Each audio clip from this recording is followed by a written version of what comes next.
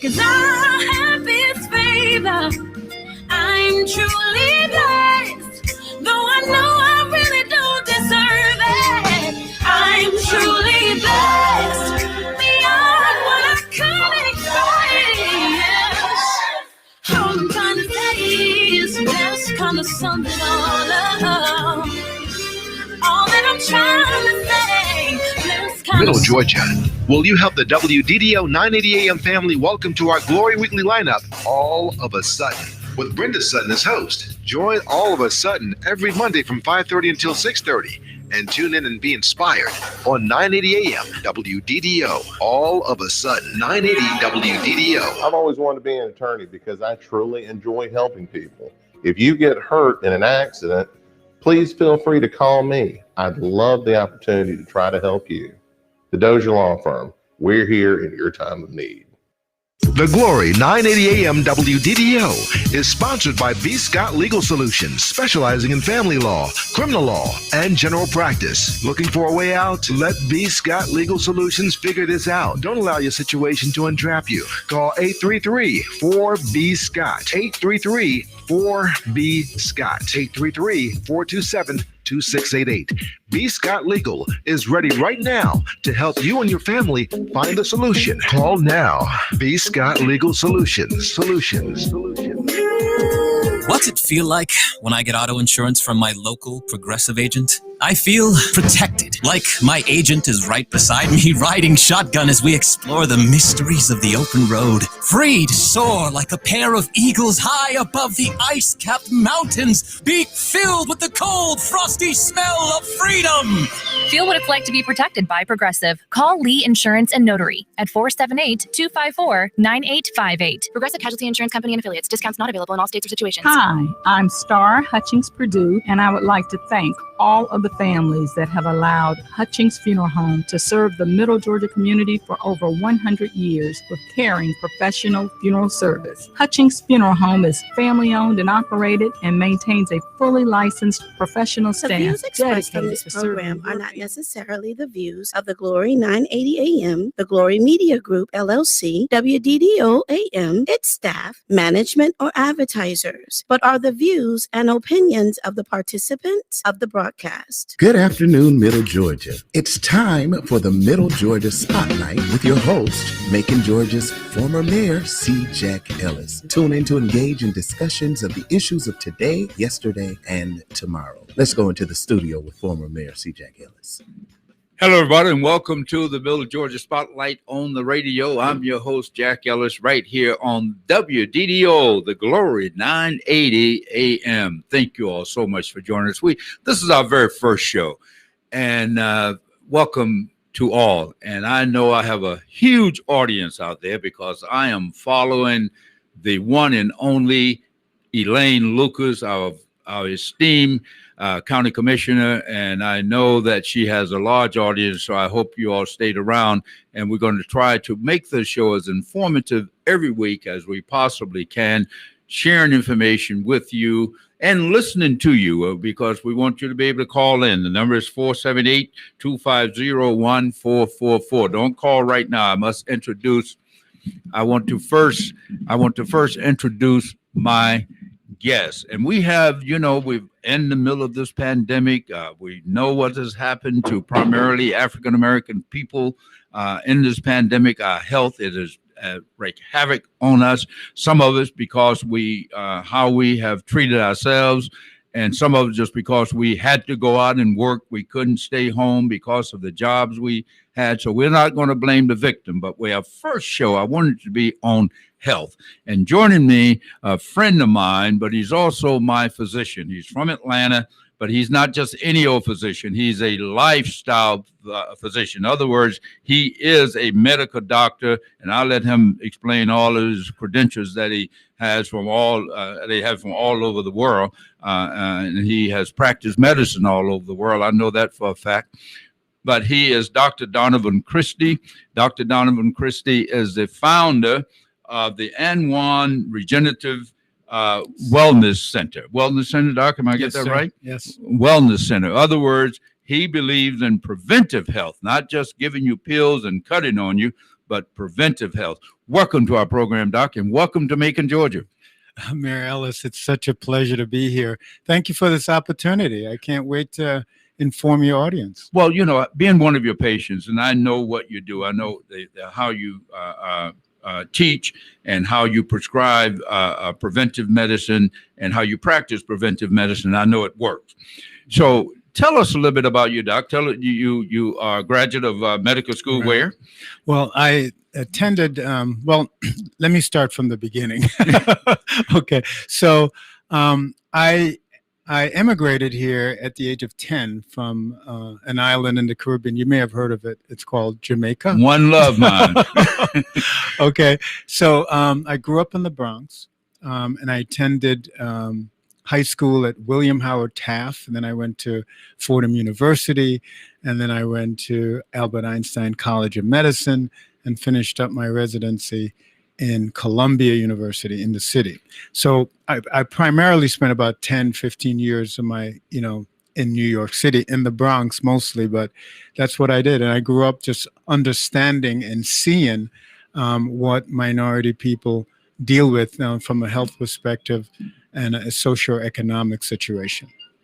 Well, what we do know is that, like I said, even though you are a doctor, you're certified to do surgery, you're a pediatrician, but you don't believe in cutting on people unless it's a last resort. You don't Correct. Believe in regular medicine unless Correct. It's a last resort. So when did you get into the preventive health? Well, my mother, having raised 8 of us, she always used to say, Danny, because my nickname, prevention is better than cure, right? And so I always thought about that. What does she mean by that? But, from a lifestyle and a health perspective, it's always so much more important, Mayor Ellis, to do the things in your life that's going to make you healthier. People don't pay attention to what they eat. They don't pay attention to the amount of activity that they're giving their bodies, and they definitely don't pay attention to the stressors that's tearing their body down and creating high blood pressure and sugar cravings and obesity, which causes heart disease, cancer, and eventually our early demise. So we want to prevent all of that. So when we hear that the pandemic, this COVID, has had a disproportionate effect on people of color, yes, Black people especially. Mm-hmm. And so we are saying, of course, some of them are frontline workers, they have to go out, but you are saying that we can prevent some of the things that absolutely. But I think if you look at the indices, the incidences of disease in general, percentage-wise, it's almost like the same thing. If you look at us, we make up, African Americans make up less than 20% of the population. It's about 12%. About 14. Okay. Yet still, what's disproportionate is look and see how many of us are in the correctional facilities, right? It's a similar thing with health status indicators. We live a more stressful life because of usually it's more financially driven. Our socioeconomic status is less. So we don't make as much money. Not all of us. Obviously, we have Black people who are making good money and they're millionaires and billionaires. But the masses are still struggling. And that's why we need this socioeconomic advantage to move ourselves up. But it's contributed to our health. We have higher incidence of diabetes, higher incidence of kidney failure, which is a result of diabetes and hypertension. We have a higher incidence of cardiac disease.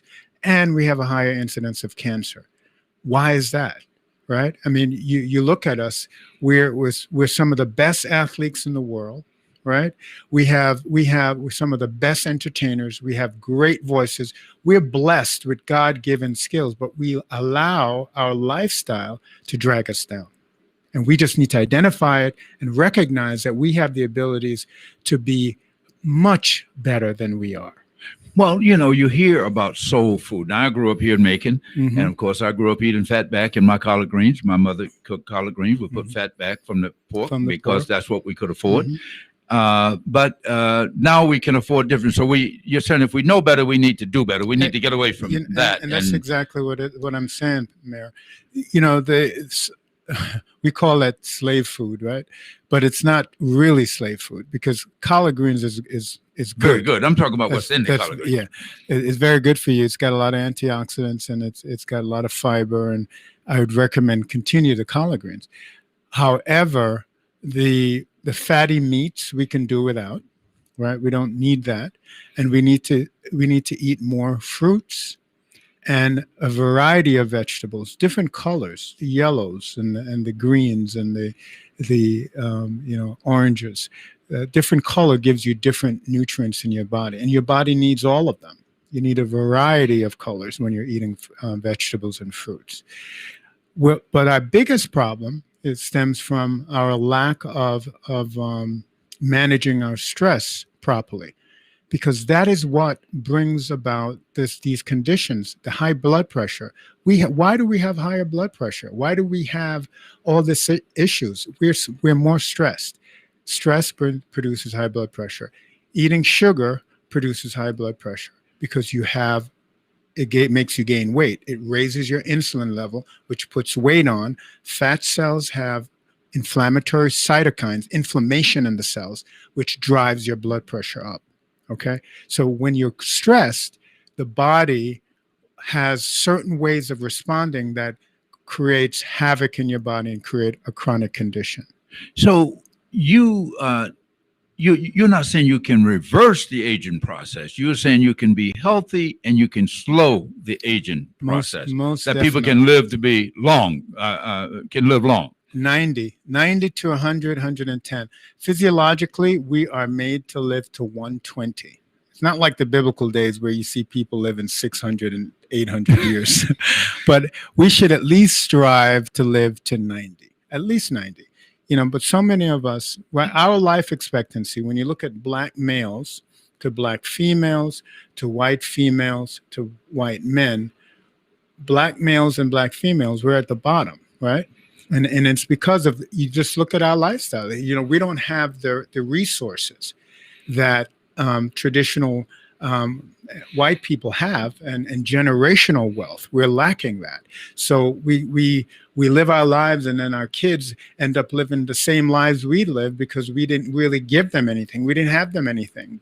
We were suppressed from having that kind of wealth. Well, not having wealth and eating right and being able to afford good food and being able to exercise, two different things, because it doesn't cost any money to take a walk. No, it doesn't. Or to ride a bike. Well, you have to buy the bike, but Right. But basically you can. But what do poor people eat typically? They're eating a lot of processed foods, which is filled with salt and sugar. They're eating a lot of fast foods, which is creating obesity and high blood pressure and diabetes. It's quick. We're marketed. It's targeted for people who don't have. You don't see people with money eating a lot of fast foods because they know what's in it. It's all processed. For all your fast food places, it's made for shelf life. They're not making it for nutrition. It's made for taste and for shelf life. When you eat that stuff on a regular basis, the body gets sick. You get sick from eating hamburgers with white bread and processed meats and hormone-laced foods and genetically modified grains. You get sick in the long run. So what I'm saying is to eat as natural as possible, organic foods if you can afford it. But if you can't, just wash off the pesticides and the herbicides before you cook them. That's the least you can do, right? And make sure you're having the proper activity. You should exercise. You eat every day.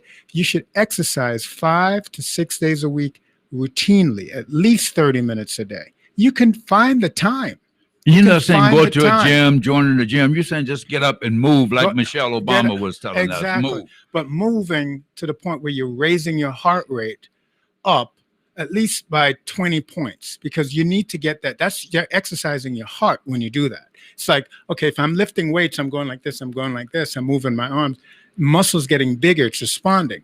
When you're exercising, if you're just walking lackadaisically and just getting through the motion, yes, you're burning calories, but you're not getting the cardiopulmonary, the heart and lung benefits and the lowering of the blood pressure that you should. So you have to be breathing a little heavy when you're exercising. That's exercise. You know what I mean? And that controls The heart, blood pressure, and yes, and all of the other and your cholesterol. Cholesterol, blood pressure, depression, anxiety. If you ever feel down, go for a quick brisk walk. Do it for 30 minutes and see how you feel after. Well, we are broadcasting from a house of worship here, but in your book, and Doc has written a book called Invigorate Yourself with Lifestyle Medicine. We're on all these media outlets here, so I'm going to hold this one up right in front of the camera so people can see, and they can see how to order it. Doc, you can tell them how to order it, how to get in touch with you in Atlanta if they want to become one of your patients, because I've been to one of your seminars, and it's packed full of people my age, younger, and even older. So we treat all age groups. Yeah. So yeah, you can start, and the sooner you start, the better, but you're never too old to start. That's the key. Right? Never too old. Never too old to start. So, but what I heard in your seminars and what I know from you as my physician is that you're not saying don't eat red meat. You don't get on this kick, don't eat meat, but you prefer fish, chicken, and limited red meat. Exactly. Red meat maybe once a week, if that much, ideally twice a month or once a month. You don't really, because of the fact that the red meat that you're talking about is from the cow, and in this country, in our U.S. of A., we tend to shoot the animals up with hormones, right? Testosterone, prolactin to keep them making milk, those dairy. We keep them in a pregnant state, and to say those hormones go into you. And those hormones, when they go into you, can create growth. It can create cancer. It creates obesity. So you don't want to eat a lot of red meat. And the fat of an animal, you don't want to eat the fat of an animal. That's where the toxins are stored. Even in our fat, that's where our toxins, we take in heavy metal like mercury from maybe fish or some other source. It gets stored in our fat cells. Okay, so yeah, we don't want to eat the fat. Well, Doc, here we are. I'm going to mix a little, I guess they call it mixing metaphors, not mixing metaphors. I'm going to mix two different topics here, but they're one and the same. We've just had a monumental verdict yesterday where a man was murdered by a police officer, but they tried to interject, and they did introduce in that trial that this man was so unhealthy that that's where he died, and all the things they were saying about him would be attributed to what? We know that's not why he died. He died because he was murdered, but they tried to say this man was so unhealthy that he would have died anyway. What say you? Well, I think he would have died eventually, but I wouldn't say we all go to die eventually, Doc. I don't think. I mean, we saw what happened. To me, 3-week trial. This was so cut and dry to me that it just tells me that our judicial system, in a way, is just a big waste of money. Because if the whole world saw what happened, 9.5 minutes, right, where you're kneeling on someone's neck, and we know that the brain can't do without oxygen for greater than 4 minutes, right? And we're questioning whether or not his drug use had anything to do with it. He was sitting up fine in the whether car. he had diabetes, or whether they tried to tie all that into the. Yeah. Well, they were fishing, but obviously nobody bid it, and that's why the verdict came out. But no, I don't think it had anything to do with his death. I'm not saying that he was in the best shape, but the bottom line, if you have a guy with heart failure and you press him on his chest and you compress his chest, you're going to make him die, right? He has heart failure, but you just accelerated that process. Yeah. Well, that was a victory for the world. Yes, I am so happy that because I was really worried we were going to have a major fallout. Well, I'm glad we didn't. But anyway, we're speaking with Dr. Donovan Christie, who is an expert on healthy living and lifestyle, but he's also a surgeon. He'll cut on you if he has to, but he wants to prevent that by having you to eat right and exercise. And you can reach us here at WDDO at 478-250-1444 if you have a question for Dr. Christie. He will do his best to answer it as to if you have a situation, a personal situation, a health situation that you want to get some free advice. Normally he charges a lot of money. I will guarantee you that, but he'll be able to give you some free advice if you want to give us a call here at WDDO, the Glory 980 AM on your dial. And that number again is 478-250-1444. I'm your host, Jack Ellis, here along with Dr. Christie. Now, Doc, let's get back to the red meat. Now, you said beef. Now, what about pork? We like to eat pork. Well, African Americans. I grew up eating pork. My father was a pig farmer once. We ate pork. The pig is just another protein. And I will tell you, I grew up very spiritual, very religious in a home that, we did not eat pig, and it was considered a sin to eat pig. But, if it's not a religious reason, the pig is no more harmful than any other meat. So, I don't have a problem with you eating meat. It's no more harmful than chicken? No, it's not. It's a white meat in many cases, so it's not. So it's I don't fat eat, that's associated. It's the fat. You want to stay away from the animal fat. You want to eat the lean protein, the lean muscle, and the cartilage. Those things have more nutrients in it than the fat. Now, so you were saying the old diet, when the food groups, when I was in school, they say you got it. Oh, so you're saying we're away from that now. We should be eating. Should eat eggs and bread? You said stay away from the bread. Well, let me explain. So what we should be doing to maintain our health is three things. Good nutrition. 75% of what we put in our body that's the important stuff. 25% has to do with our exercise and our activity, because we were made to move. We have all these muscles to move. We have to manage our stress properly.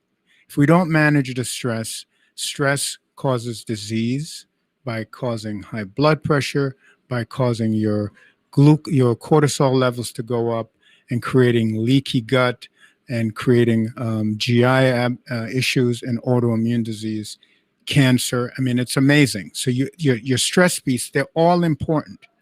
So in terms of food, what you should be eating, you want to eat as natural a food as possible without the processing. You don't want them bleaching your flour. Don't eat bleached flour. It's removed all the vitamins and the minerals and the fiber. Everything has been depleted. All you're doing is you're eating sugar, basically, because flour is sugar. Flour turns into sugar as soon as it's absorbed. It's absorbed and broken down into sugar. Sugar creates havoc. Sugar raises the blood insulin and causes you to get fat. And we have a lot of dialysis machines in this town, Doc. We have a lot of them, and we have a lot. You know what drives me crazy is that if you go to a dialysis center, any dialysis center, you're going to see majority minorities in there. Yeah, right? Majority Black people in this town, no question. Yeah, but even in Atlanta, you go to Atlanta, it's the same thing. Any dialysis, because we have the silent killer, high blood pressure. We don't get it checked. We don't get it treated. We don't change our lifestyle. We still eat salt in our foods. And then we end up with kidney failure or a heart attack or a stroke. That is why. But this is all preventable. We have to make sure we know exactly where we are. You got to see your doctor at least once a year. You don't have to be a concierge member and come and see me monthly like some of my clients. But I like that, because this way, if you're on a plan to reduce your weight and to get healthier, to get more energy, to reduce the fatigue, the mental fatigue that we have so much when you're dragging around an extra 30, 40 pounds of weight, you can't possibly be healthy. You can't possibly enjoy your life to the fullest. You can't possibly contribute to society to the fullest and to your family without good health. Well, Doc, I have a gentleman by the name of Mark Burrows. He's chatting with us here, and he says his motto is work out to pig out. what do you say about it? In other words, eat whatever you want, but just work out hard and then go eat whatever you want. How is that? That's not a good motto, Mark, because you cannot out exercise poor eating. Okay, say you do an hour on the treadmill, and then you lift weights for another 30 minutes, an hour and a half workout, and you burn 1,200 calories during that time. And then you go and you eat a whole pizza, 3,000 calories. So you can never work out poor eating. So no, you want to be able to eat right and again, get the exercise so you have balanced nutrition, good protein, good fats, which are things like avocado, coconut oil, and olive oil. Those are good fats. You want to put those in your body. The body needs fat. Good fats, not so much saturated animal fat, but definitely plant-based fat. Not Crisco oil, but olive oil. No, exactly. But I grew up on Crisco oil.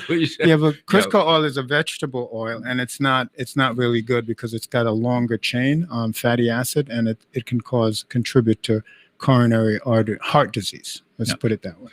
We are speaking with Dr. Donovan Christie, who is a preventive medicine man. He's a medical doctor, has so many different. What does the FAAP, doctor? You're a medical doctor, then you're FAAP, you're FAARFM, and you're a CPE. Tell us what all that. Yeah, you specialize in all of these different. Well, I'm board certified through the AMA in internal medicine, which is adult medicine, and pediatrics. So those initials would be the FAAP would be a fellow, which means you're board certified in pediatrics. I'm board certified in internal medicine. The FAARFM, that's because later on, the last 15 years, I became certified in anti-aging and regenerative integrative medicine. So I practice a medicine that keeps people younger so they have good mental function, good sexual function, good physical function. So it's all about how you feel and your body habitus. No one wants to drag around a lot of weight. No one wants to feel fatigue. You need the energy. How do you prevent Alzheimer's, dementia when you get up into your 60s, 70s, 80s? You see that happening across the board. If you eat a lot of sugar, that's a sure way of getting dementia. Sugar will glycosylate the proteins in the brain and make your memory, shoot your memory out of the way. Sugar feeds cancer. Stay away from sugar, especially processed sugar. Eat very little sugar if you're going to eat any at all. No donuts. Oh, my God. But getting back to the exercise. So we're eating right, and but just because you eat right and you're not exercising, you're saying that one without the other. It's we have to do all. We have to do it all. You have to do the meditation, which is a spiritual piece I talked about. Yeah. But you have to exercise because you have muscles that need to move. You need to exercise your heart muscle, your lung, your GI tract. If you've ever been constipated, which a significant amount of us are, you're not exercising, because when you exercise, you don't become constipated. Those are muscles in there that are propelling the food along and creating absorption issues. Yeah. You would have a firm upper body and a firm lower body. You have to do these things. If we were still hunters, where we're chasing down an animal so we can eat, we wouldn't have this issue, right? You wouldn't have obesity because you wouldn't be able to catch an animal. You wouldn't eat. But I used to be able to catch rabbits when I was a boy. Exactly, because then you would chase them down, right? You were quick then. But getting back to on the serious note, and we're real serious about this whole thing, and that's why I wanted you on this program, my very first program here on WDDO, and I want to thank the good people from WDDO. Congratulations. But, thank you. Yeah. Give me an opportunity, but because I hear so much about how COVID has taken its hold in the Black community. I know so many people died of it. A partner of mine died from it, and several other people I know. But what I knew about all of them, they had pre-existing conditions. Comorbidities is what we call it. And the biggest ones are the ones that we talked about: hypertension, diabetes, either kidney insufficiency, not complete failure. And that's the other thing. People need to understand there's a lot of people walking around with a percent function of their kidneys because they haven't developed full-blown failure to end up on dialysis. But a lot of us with hypertension and diabetes have kidney insufficiency or partial kidney failure. Maybe you understand it better when I say it that way with the audience, because we don't have full function. But all of those things put you at risk for infection. It reduces your immune system, right? And the people who die from this condition, there are things that you call epigenetics changes, but where your DNA doesn't change, but the way the DNA is expressed. Your DNA is its genetic material. The way it's expressed can be altered by herbicides, by pesticides, by radiation exposure, by GMO foods, by nanometer foods. I mean, there's so many things that's in our environment that changes the expression of how we should be expressed. So we basically have to eat as natural as possible. We have to get the right amount of activity, and we have to manage our stress through a superior being. You mentioned sexual function, yes. Doc, and of course that's very important. We all know that. Uh-huh. We wouldn't be here otherwise. None of us had not been a sexual act. But my point is, you mentioned about how you can restore that naturally or slow it down, or the progression. The testosterone and the women have the estrogen. Talk to us a little bit about that. Sure. So what happens is that when you're younger, your hormones go up, right, after puberty. So in men, testosterone goes way up. And you see a boy, he'll get a deeper voice. He'll start getting muscular throughout his teenage years. And then it peaks somewhere around age 25. After that, the testosterone level slowly declines until about 45. After 45, it then starts to plummet and just keeps going down. So basically in your 20s, your testosterone level will never be any higher than that naturally, okay? Unless you're doing the things to keep it up. And what do you think some of the things are? Nutrition and exercise. The lower your body fat is the higher your testosterone is going to be. Because fat cells stores hormones that reduce the testosterone. It'll convert the testosterone into estrogen, a female hormone, which we don't want. If you notice, certain men, as they get older, they'll start getting breasts. They call them man boobs, I think. Man boobs, yeah. The medical term is gynecomastia. That's an estrogen. That's when estrogen is taken over. And a lot of kids that are overweight, you'll see them, boys with man boobs. That's the fat cells that's converting testosterone into estrogen, creating that problem. You understand? So, so anti-aging, once your hormone starts to decline, you're going to get older. What's going to happen? You lose your musculature. You get more depressed. You get more anxious, right? Testosterone helps all of that. So what we do when you practice anti-aging is to balance that testosterone for men so that they don't age as rapidly. For women, a woman will go through, she'll start puberty, and then she'll get her estrogen and progesterone. She'll start having her periods on a regular basis, and she hits around 40, 45, and things starts going down. Her ovaries don't work as well. Then she starts getting hot flashes and night sweats and mood swings. That's menopause. And that's menopause and perimenopause. And then menopause is when she doesn't get periods at all, when it's all done at that point. But the benefits of estrogen, reducing heart disease and creating lubrication for the body and the skin and heart protection and the bones. When you lose that, what do you think happens? Then you get wrinkled. Then you get older, you get osteoporosis. So anti-aging says, hey, wait. So I'm 50, I'm supposed to get all the stuff. I'm supposed to just age. How do you hold it down? So we balance it. We put it to a level that's a healthy level to keep you younger, right? So you still have a good sex drive. Your libido didn't plummet. So you still can function mentally. Many women will get mood swings, right? Memory loss when they go through the changes of life. So anti-aging is not only good nutrition to keep your body working at tip-top shape, but it's also hormone restoration and other nutrients. We are speaking with Dr. Donovan Christie, who is an expert doctor in so many areas. He happens to be my physician.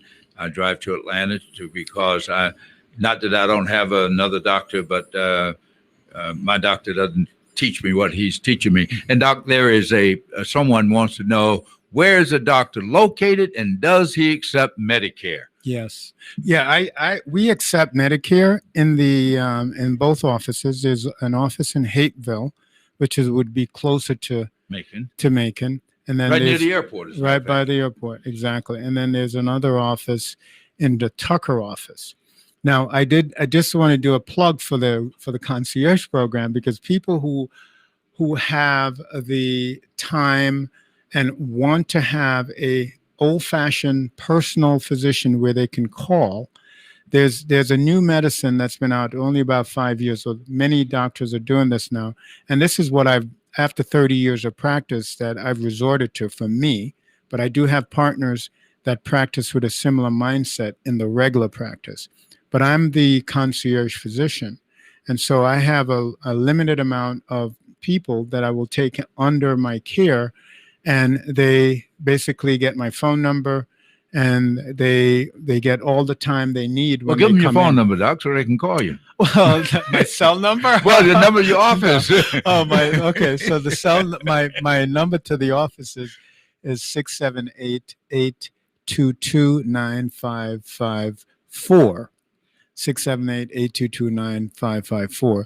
And that's to the concierge practice. The number to the regular practice, let me give them that, is 404-761-2766. That's 404-761-2766. And that's where we'll use your Medicare. Well, Doc, what I know is that you know how to perform surgery, but you prefer not to. So if someone has it, and we're not knocking anyone's doctor, like I said, I have a local, my primary care doctor. I have one. But if you go into a doctor and if he or she isn't teaching you or telling you about changing your lifestyle, if you are, say, severely overweight, and if you're eating crappy, and they don't say, hey, maybe if you change your lifestyle, you live a little longer. Well, what kind of doctor is that? Well, it's unfortunate, Mayor, but the way the healthcare system is set up, until I started the concierge practice, I was seeing 25 to 40 patients per day.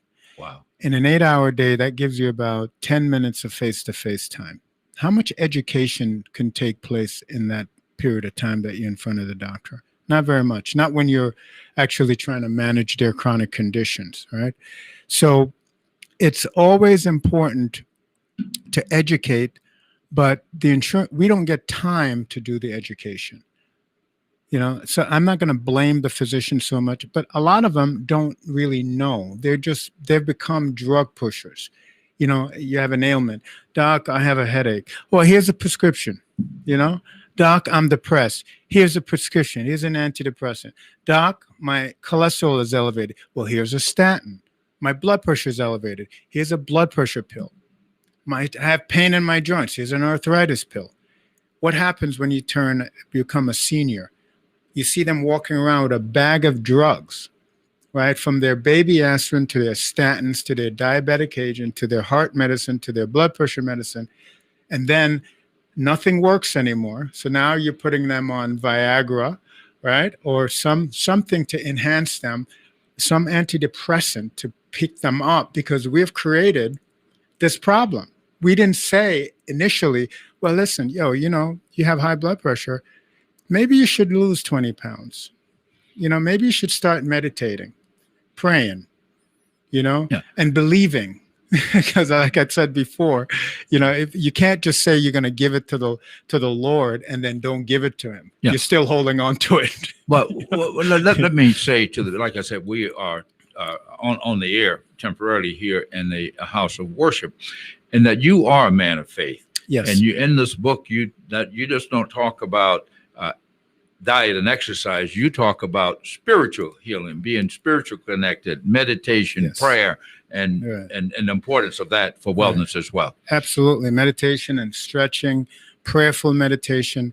It's so important. But, I mentioned early on our earlier show that, people who have good spirituality, if they should get a disease, they deal with it much better, right? Because they can actually have faith that things are going to work out better, which is going to impact their hormone levels, their cortisol, their stress hormone. Because then if you're not worried anymore, you say, okay, it's in God's hands, or it's in the hands of the Father.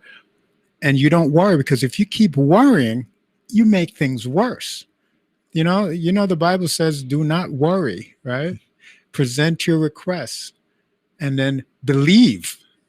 Have Amen. faith. If you don't believe, it's not gonna work if you don't believe. Because he's like, oh no, you don't really have the faith. It's not gonna work.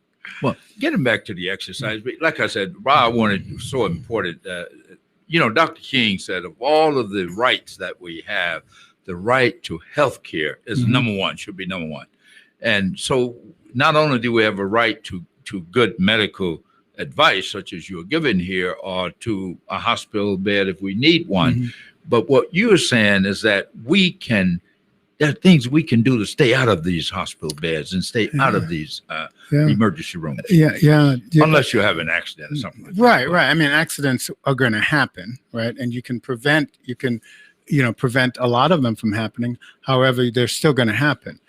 But you have in your armamentarium, in your lifestyle, the ability to cure your type 2 diabetes, the ability to cure your obesity-related conditions, to lower your cholesterol without drugs. You don't need to take these drugs. You need to take them until you make those changes.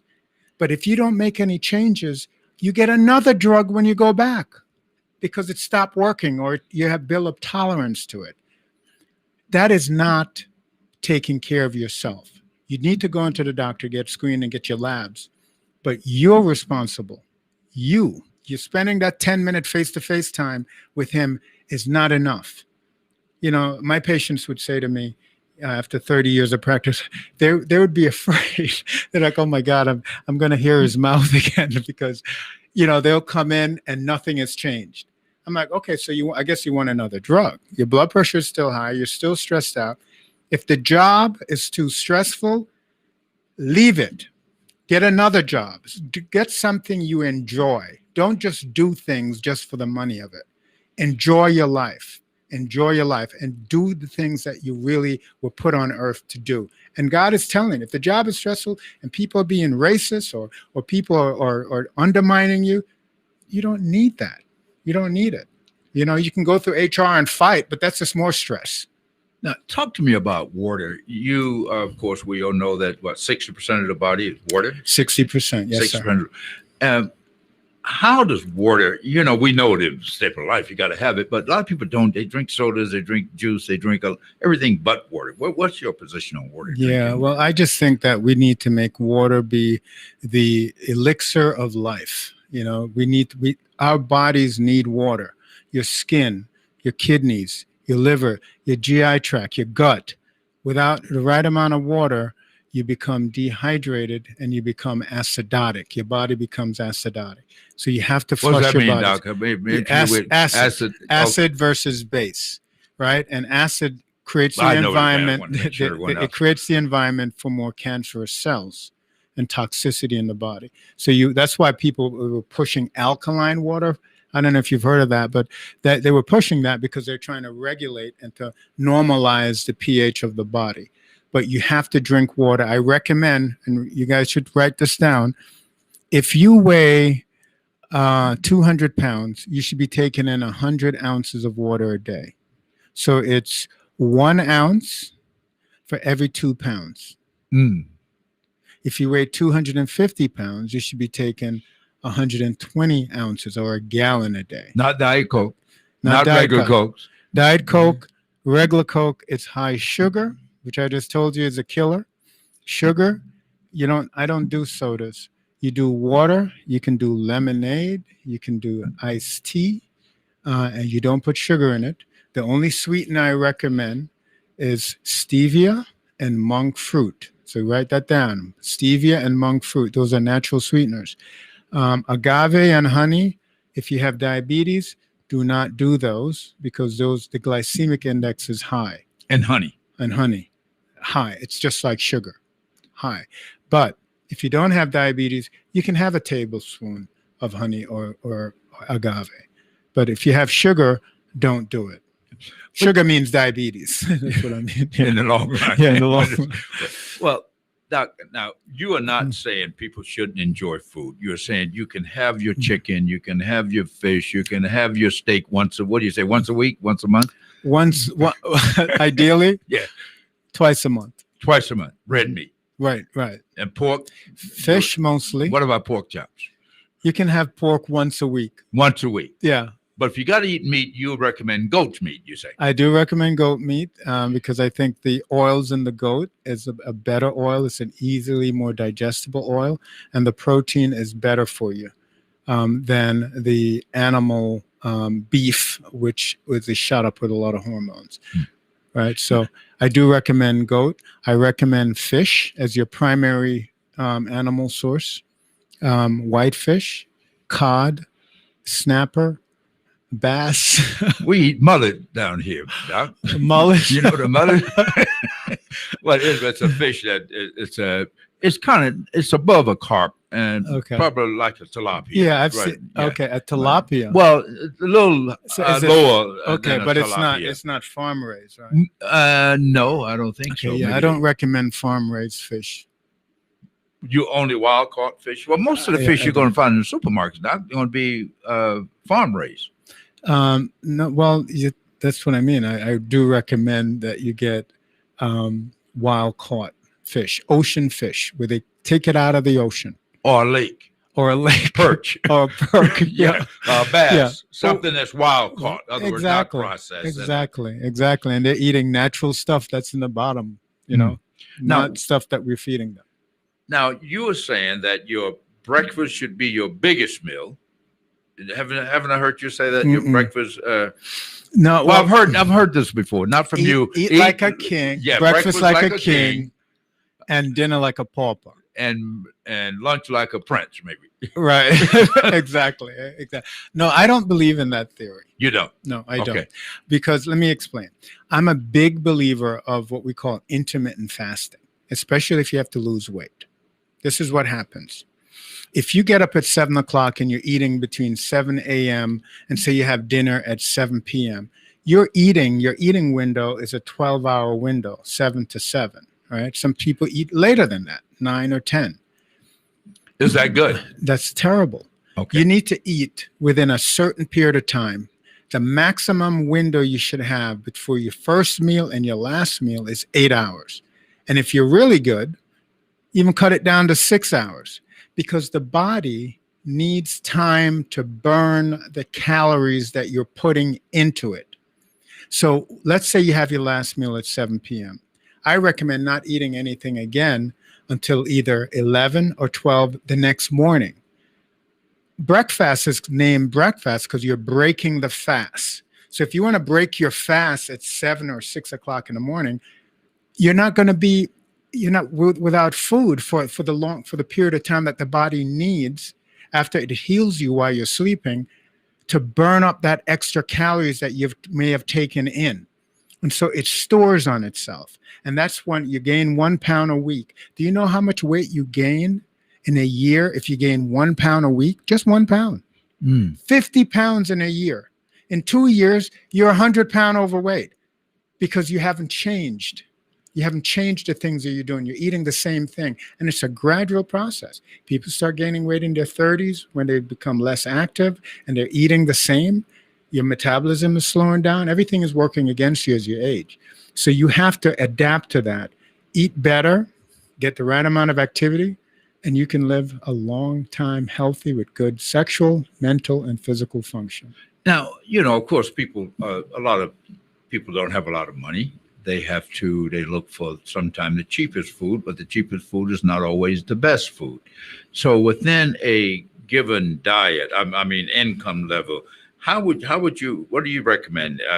We said collard greens, turkey necks, turkey wings, and turkey wings is fine. Yeah, you want to reduce the amount of fat, animal fat, as you can, but turkey and poultry fat is okay. The way you prepare it, you don't want to ever deep fry your meats. All that does is just add PCBs, that's called polycarbonates. You get away from fried chicken, Doc? That's tough to give up. I know, but you can do it every now and then. Okay. But it's not, you shouldn't have fried chicken every day. And there are people who eat fried chicken every day, right?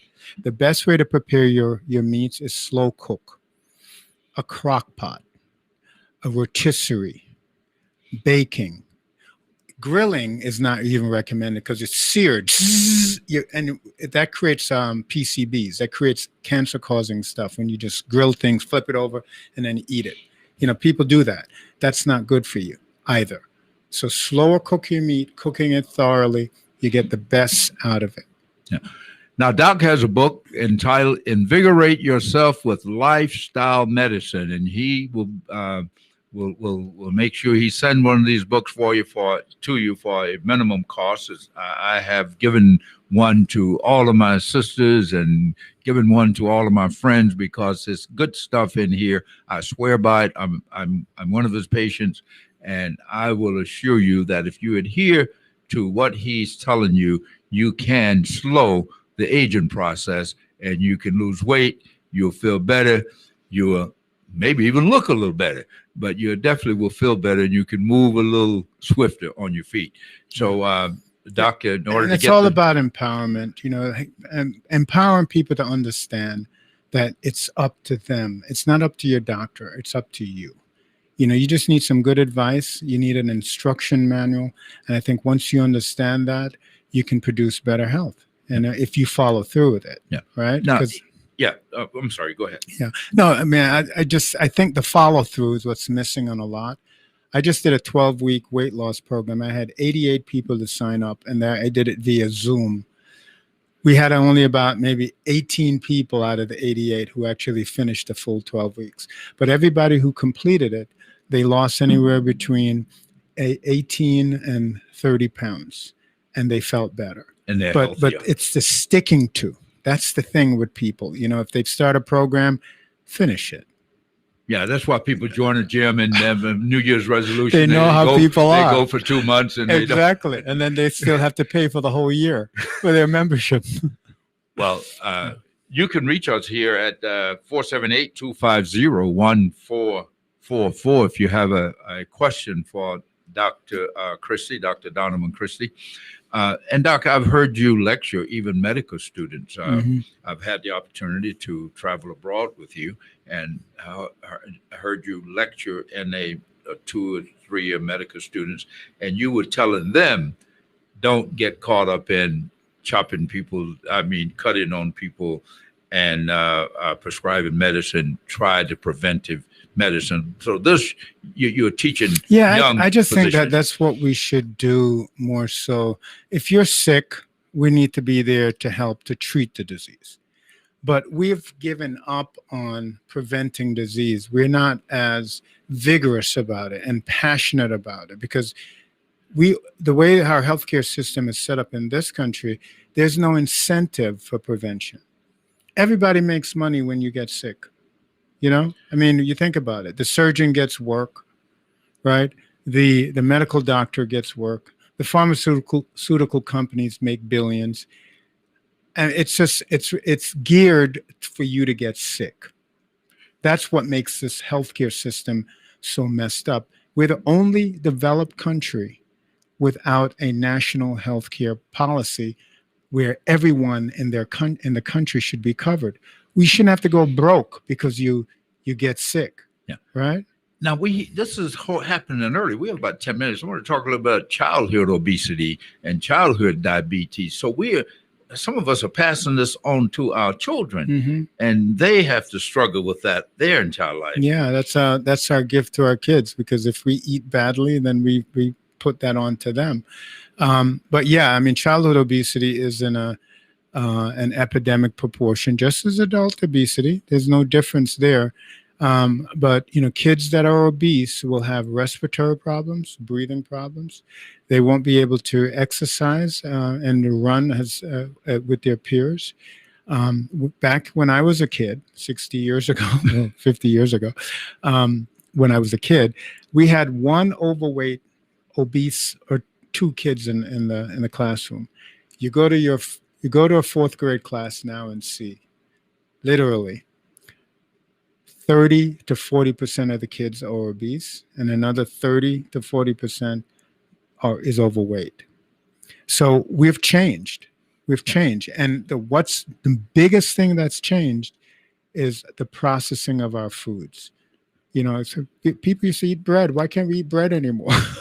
It's just the way it's processed, the way it's made. But Doc, we're going to wrap this up we want you to, on a typical day, a person can live long and shouldn't be too hungry and eat properly, putting the right stuff in, getting the right nutrients, getting the right proteins. So on a typical day, breakfast would be what, lunch would be what, and maybe the third meal would be what. So what I'm going to do real quickly, I'm going to say, if you're a normal weight, so I'm only telling you right now that only a third of the population is normal weight, right? A third is overweight and a third is obese. So only a third is normal weight. If you're normal weight, you just have to eat wholesome foods and you'll be fine.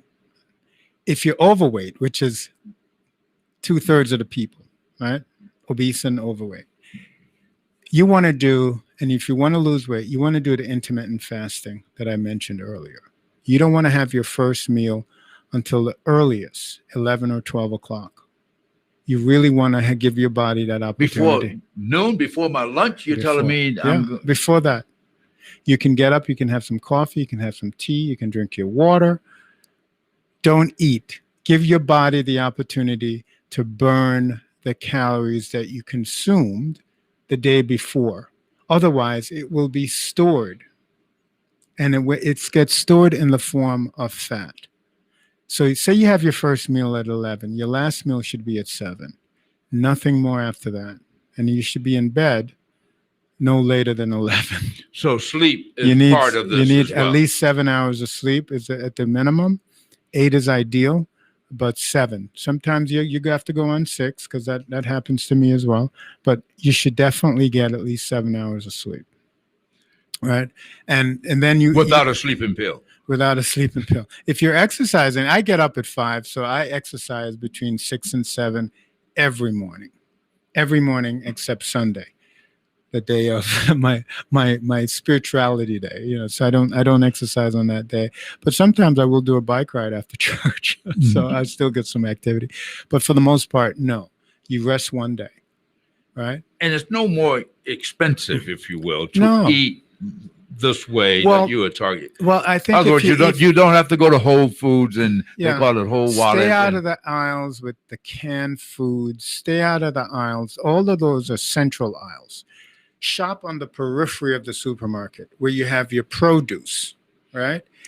You go there first. One time I go to a supermarket, I head directly to the produce. I'm getting my avocados. I'm getting my broccoli, my kale. I'm getting my potatoes. You can do potatoes.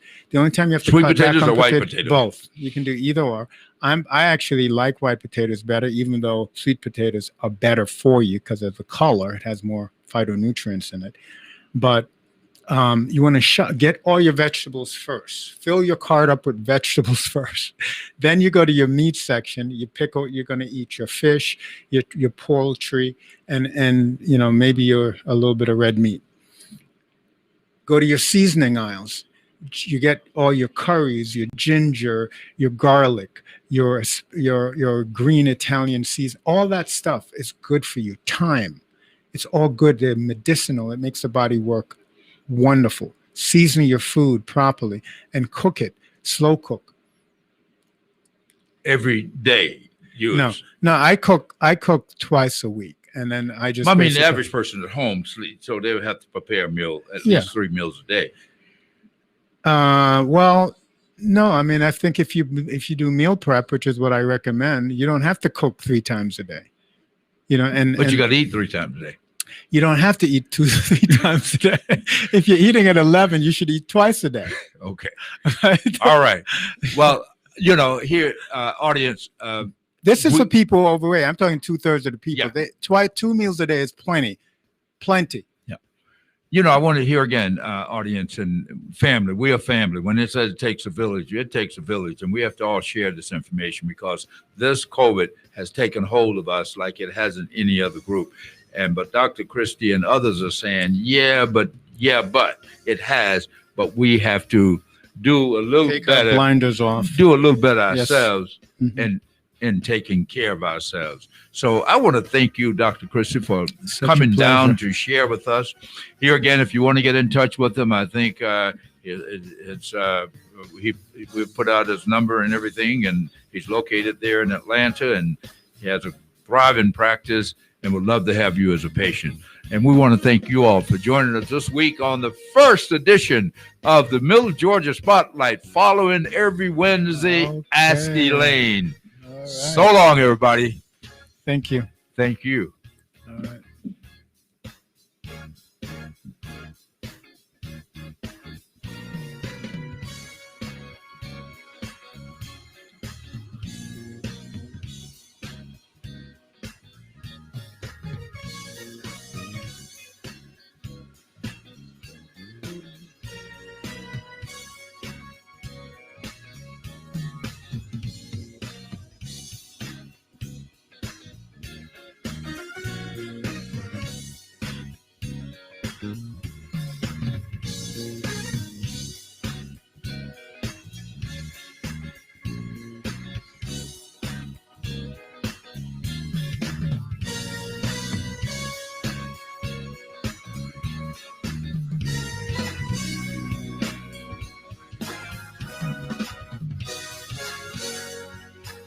The views expressed on this program are not necessarily the views of the Glory 980 AM, the Glory Media Group, LLC, WDDO AM, its staff, management, or advertisers, but are the views and opinions of the participants of the broadcast.